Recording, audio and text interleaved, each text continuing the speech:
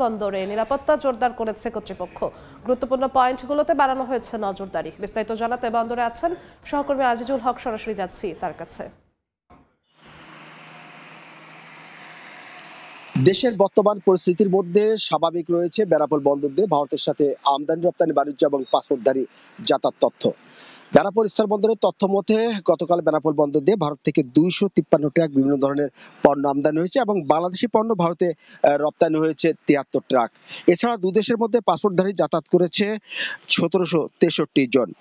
সম্প্রতি দেশের ঢাকা সহ কয়েক জায়গায় বিভিন্ন অপ্রীতিকর ঘটনাকে কেন্দ্র করে যে কোনো ধরনের নাশকতামূলক কর্মকাণ্ড এড়াতে আমরা দেখতে পেয়েছি দেশের সর্বপ্রথম এই বেনাপোল স্থল বন্দরে নিরাপত্তা ব্যবস্থা জোরদার করা হয়েছে। অর্থাৎ যে সমস্ত বন্দর ব্যবহারকারীরা বন্দরে ঢুকছেন, বিশেষ করে পরিচয়পত্রবিহীন কাউকে বন্দরে ঢুকতে দেওয়া হচ্ছে না, এবং যারা বন্দরে ঢুকছেন তাদের বন্দরে ঢোকার কারণ এবং সাথে থাকা ব্যাগ তারা তল্লাশি করছেন নিরাপত্তার সাথে।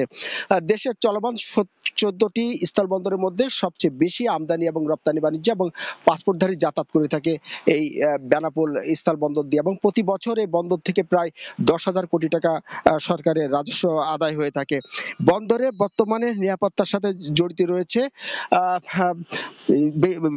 বেসরকারি নিরাপত্তা সংস্থা আল আরাফা নিরাপত্তা কর্মী, আর্মড ব্যাটালিয়ন পুলিশ এবং আনসার সদস্য প্রায় 3 শতাধিক নিরাপত্তা কর্মী বন্দরের বিভিন্ন যে প্রবেশদ্বার আছে, গেট আছে, এই প্রবেশদ্বার গেটে তারা নিরাপত্তার কাজ করছেন। ভারত থেকে যে সমস্ত পণ্য আমদানি হচ্ছে, আমদানি পণ্যের মধ্যে রয়েছে শিল্প কারখানার কাঁচামাল, তৈরি পোশাক, গার্মেন্টস, শিশুখাদ্য, অক্সিজেন, কেমিক্যাল এবং বিভিন্ন প্রকারের মাছ। এবং যে বাংলাদেশে থেকে রপ্তানিকৃত পণ্যের মধ্যে রয়েছে মাছ, কেমিক্যাল, বসুন্ধরা টিস্যু এবং ওয়ালটন সামগ্রী। তো এই ছিল বেনাপোল স্থল বন্দর থেকে, যে বেনাপোল বন্দর দিয়ে ভারত এবং বাংলাদেশের মধ্যে বর্তমান আমদানি পরিস্থিতি নিয়ে সর্বশেষ।